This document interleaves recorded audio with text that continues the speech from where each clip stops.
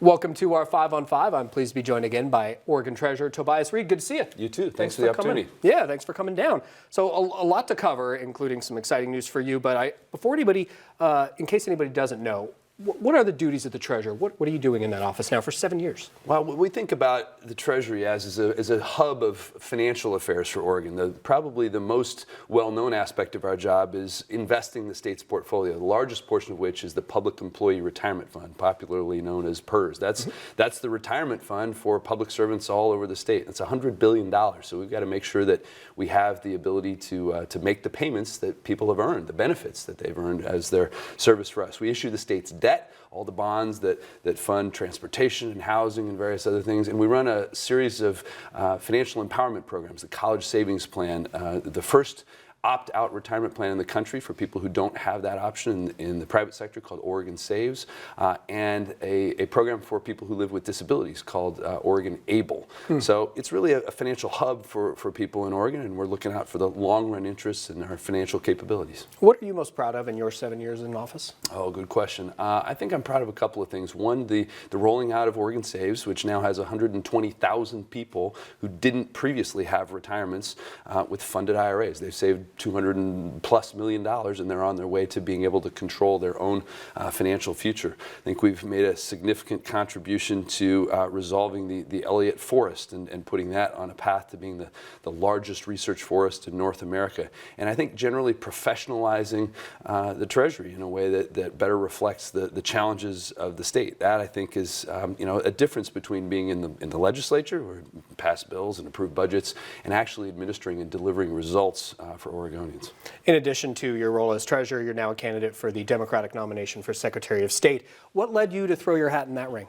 You know, I didn't expect to do it. I am wrapping up my time as Treasurer and very proud of what we've done. But what I've seen in the Secretary of State's office, in fact, in my 7 years as Treasurer, 4 different Secretaries of State, that lack of stability and professionalism, I think, has really contributed to a lack of progress. And while there are some specific responsibilities that are different between those two offices, I think there are some commonalities between being a protector of financial resources and a protector of democracy. So I want to bring what I've learned in the Treasurer's office to the Secretary of State's office to restore trust and accountability and get to a place where people know that their voice and their vote are counted and value, and that audits are run professionally. We're contributing to a place where people feel more confidence in their state government, and we can take on big issues. Okay, a lot more meat on that bone. We're going to tackle more of that after a quick commercial break. Stay with us. We'll be right back.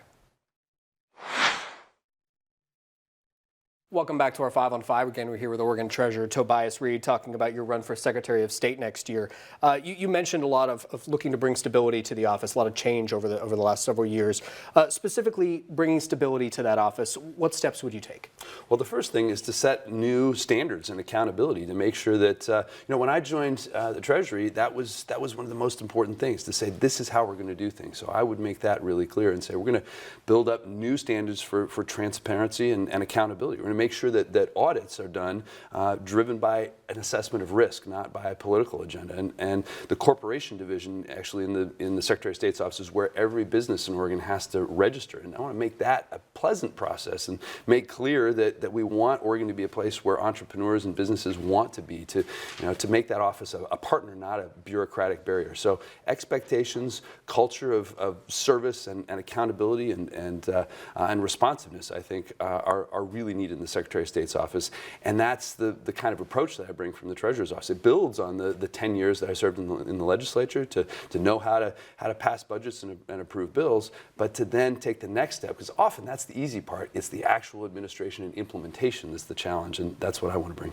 You're no stranger to politics. Obviously, you served as a state representative from Beaverton, obviously now 7 years as our state treasurer. What about the elections? Because certainly that's been a focus nationally in Oregon, everywhere in the United States the last several years. What about ensuring elections, obviously honesty, transparency? Yes. What would you do in that if elected? Well, confidence, I think, is the most important part, and people need to feel confident that their voice and their vote are counted. I'm in the midst of a physical and virtual tour of the county clerks around Oregon, 36 of them, of course. I met with about 12 or 13 so far, some of them virtually, some of them in person, and they are different. There are different situations. We met yesterday with the Polk County clerk. That's a very different office than, say, the Washington County or Multnomah County clerk's office, but all of them have the same commitment, I think, to making sure that votes are handled in ways that are beyond reproach, and having the commitment to openness, to letting anyone who has any concerns come and watch the process. All of those clerks have been consistent in telling me that that is the most effective way for people who don't feel confident to understand all the safeguards, the steps that people take, double badge access, logs of everything, making sure that people understand that.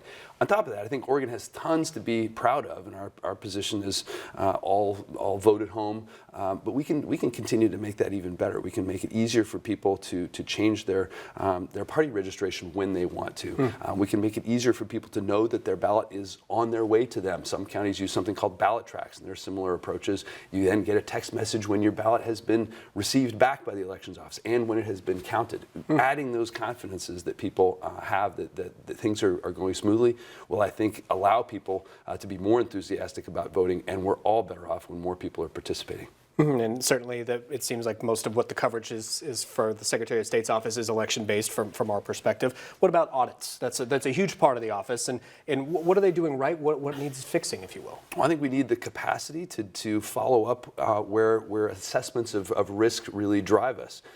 Audits, we have a chief auditor at the Treasury, and I've had good experience and an opportunity to see where that goes. When we should be driven by where are our vulnerabilities?